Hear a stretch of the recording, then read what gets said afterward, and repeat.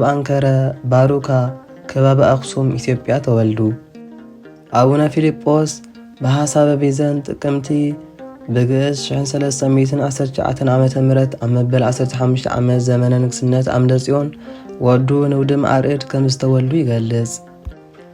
أبوهم حيالن برتوعن عكيتاي كم زنبرن حنيتاي زبلوخ حدا أنبسا قتيلو خم زنبري يفلد بنصارو دما ديوم كبروخا سدراس ترخبت صومن صلوتن سجدتن التزوتر مسبايا خوينا مزوات تفتو አጋሽ ተቀበል ቅድስቲ ካብ ጻንነታት ሒዛ ካብ ካህን እግዚአብሔር መጽሐፍ ቅዱስ ብሉያትን ሐዲሳትን ምስተርጓሚው ተማረት ነበረት ነቲ ተማረተውን በግብር ትፈጽም ነቶም ዘይተማህራ አንስትን ዘይተማህሩ ሰውትን ካ ተጊሃ ትምር ከም ዘነበረት መጽሐፍ ገድሉ ይረድ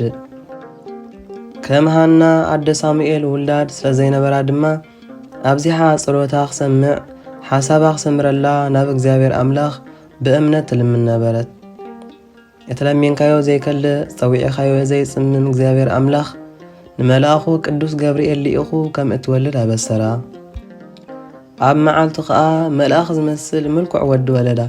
እተን መሕረስቱን በመልክዕት ዝተወልደ ቆልዓ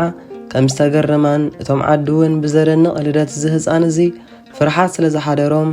ኣብቲ ዝተወልደሉ ተኣኪቦም ናብ እግዚአብሔር ጸሎትን 41 ግዜታን ከም ዘብጽሑ ገድሎም ይገልጽ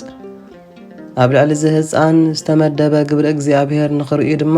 ታንጠዩ ከም ቅዱስ ዮሐንስ መጥምቀ መለኮትን ክውለድ ከሎ እቶም ጉሩባብቱን አዝማዱን ተደኒቆም እዚ ህፃን እዚስ እንታይ ኮን ክኸውን ኢሎም ኣብ ልቦም ሓዝዎ ዝብለና እቶም ከባብን ዓድን ከ ብዛዕባ ዝተወልደ